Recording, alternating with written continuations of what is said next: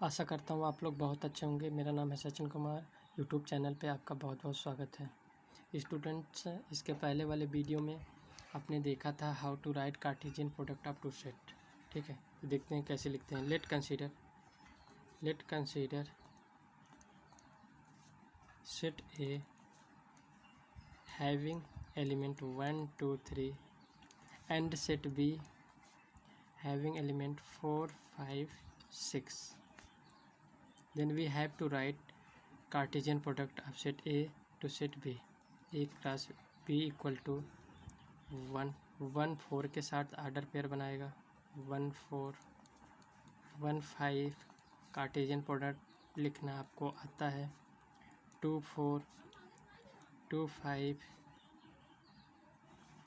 2 6 3 4 3 5 3 6। ये आपका Cartesian product of two set है। तो यहाँ पर हर एक ऑर्डर पेयर में देखेंगे फर्स्ट एलिमेंट सेट ए से बिलोंग कर रहा है, सेकंड एलिमेंट सेट बी से बिलोंग कर रहा है। तो हर एक ऑर्डर पेयर में जो एलिमेंट्स है आपस में एक रिलेशन आर से रिलेटेड होगा। 1 is related to 4, similarly 2 is related to 5। मतलब एलिमेंट में हर एक एलिमेंट ऑर्डर पेयर में हर एक एलिमेंट एक पर्टिकुलर रिलेशन से रिलेटेड होता है। एक particular 2 is related to 5 under a particular relation.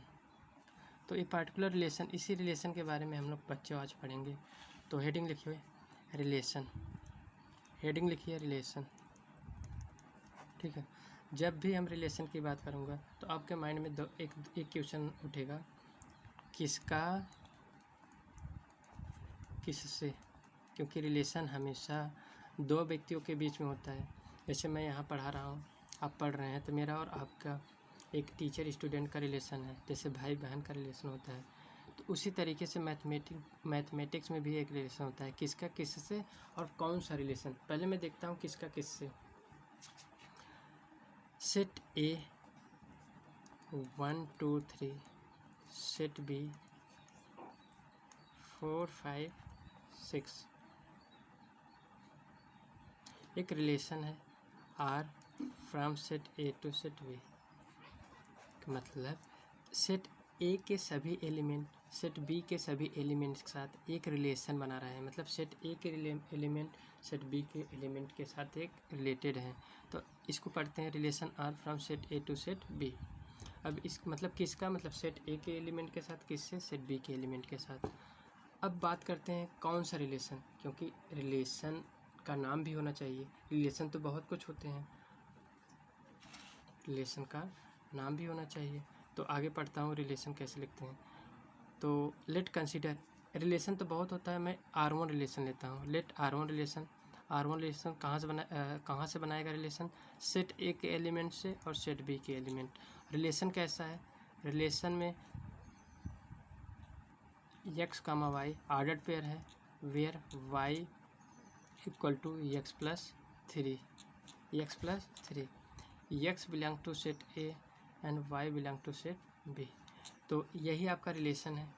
Relation देखो, रिलेशन को बता रखा है, R1 जो रिलेशन है x प्लस 3 इसको सेटिस्फाई करेगा। तो इसमें अगर ऑर्डर पेयर लिखें तो ऑर्डर पेयर कैसा होगा, देखो x की वैल्यू कहाँ से आएगा, सेट ए, और सेट ए में क्या है 1। जैसे ही यहाँ 1 पुट करोगे तो y की वैल्यू 4 आएगा।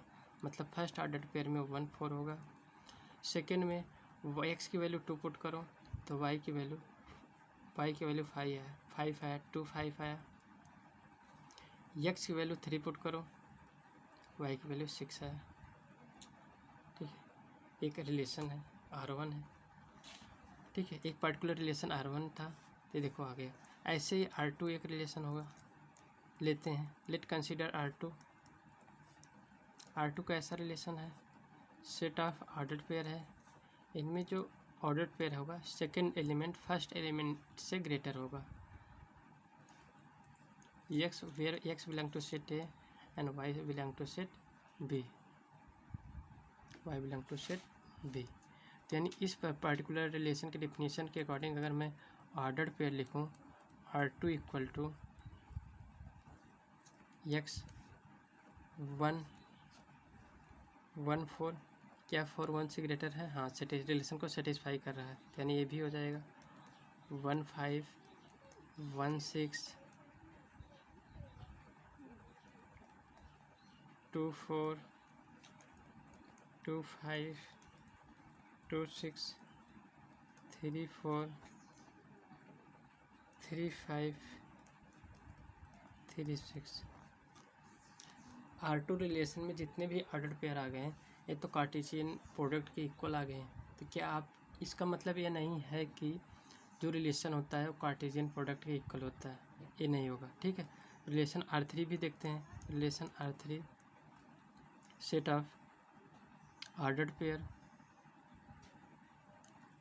x, y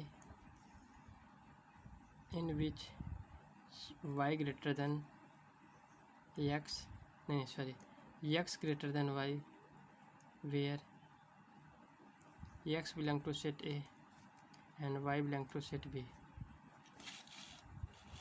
तो ऐसे देखेंगे तो आप ऑर्डर्ड पेयर में ऐसे देखें 1 पुट करेंगे तो y की वैल्यू कितना आ जाएगा 1। y की वैल्यू हमेशा सेट B से होना चाहिए 4 5 6। क्या 1 से बड़ा सेट B में कोई नंबर है? नहीं है। इसी प्रकार देखेंगे कि कोई भी एलिमेंट इस कंडीशन को सेटिस्फाई नहीं कर रहा है, मतलब R3 में जो ऑर्डर्ड पेयर आएगा 5 आएगा, इसमें कोई भी ऑर्डर्ड पेयर नहीं होगा। ठीक है, तो R1 R2 R3 रिलेशन से मुझे यह पता चला कि जितने भी रिलेशन होंगे all relation from set A to set B is subset of Cartesian product। Subset क्या होता है कि जो भी रिलेशन में ऑर्डर्ड पेयर आएगा वो कार्टेशियन प्रोडक्ट इतना है, इन्हीं में से कुछ न कुछ ऑर्डर्ड पेयर उसमें होगा।